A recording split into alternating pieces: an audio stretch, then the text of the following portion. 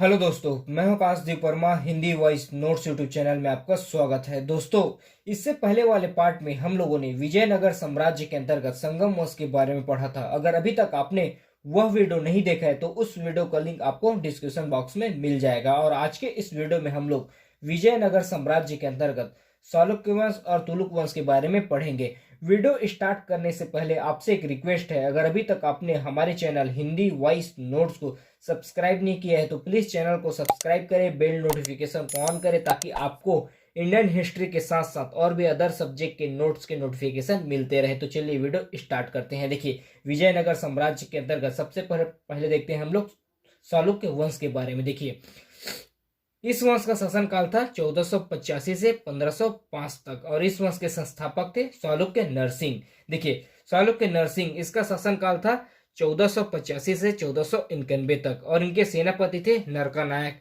चालुक्य नरसिंह के शासक बनने के कुछ समय बाद शक्तियों का वास्तविक संचालन इनके सेनापति नरका नायक के द्वारा किया जा रहा था। देखिए, चालुक्य नरसिंह शासक बनते ही पुरुषोत्तम राजपति ने इन पर आक्रमण किया और आक्रमण कर चालुक्य नरसिंह को बंदी बना लिया, लेकिन याचना करने पर पुरुषोत्तम राजपति के द्वारा चालुक्य नरसिंह को छोड़ दिया। देखिए, शासक बनते ही चालुक्य नरसिंह के ऊपर पुरुषोत्तम राजपति ने आक्रमण किया और आक्रमण कर चालुक्य नरसिंह को बंदी बना लिया, लेकिन याचना करने पर चालुक्य नरसिंह के याचना करने पर उसको छोड़ दिया।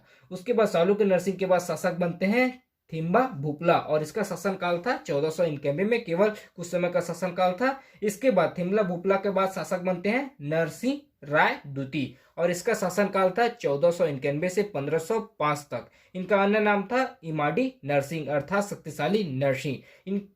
इनके शासन में शक्तियों का वास्तविक संचालन इनके शासन काल में शक्ति का वास्तविक संचालन नरसा नायक के द्वारा ही किया जा रहा था। देखिए, नरसा नायक ने क्या किया, नरसिंह राय द्वितीय को पेनुकोंडा के किले में कैद करवा दिया।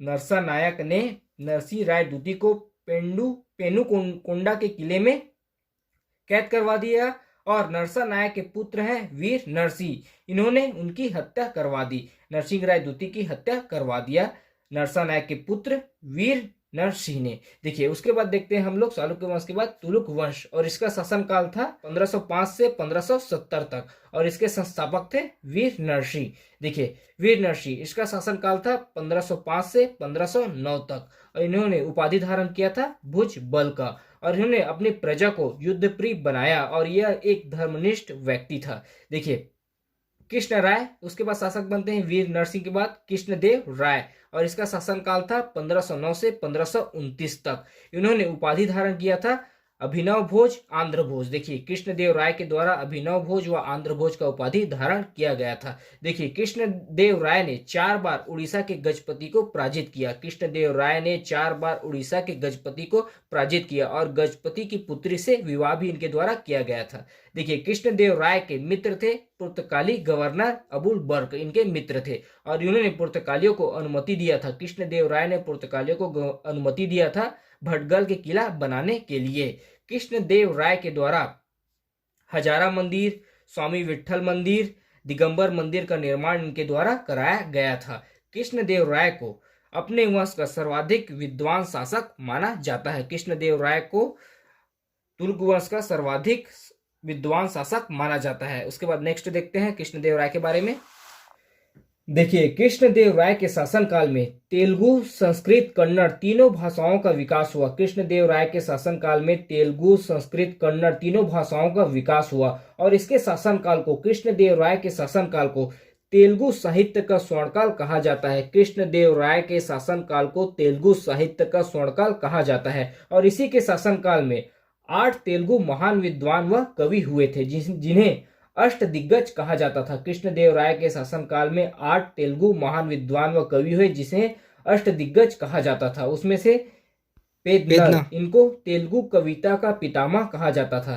पेदना, इनको तेलुगु कविता का पितामह कहा जाता था और इनकी रचना थी हरिकथा मनु चरित्र। उसका नेक्स्ट है तेनाली रामा, इनकी रचना है पांडुरंग महात्म्य और ये तेलुगु भाषा के 5 महाकाव्यों में से एक है। फिर नेक्स्ट है धुरजटी, इनकी रचना है कालहस्ती महाकाव्य। फिर नेक्स्ट है नंदी तिम्मत और इसकी रचना है परिजात हरण। फिर नेक्स्ट है भट्ट मूर्ति और इसकी रचना है नरस भूपालियम।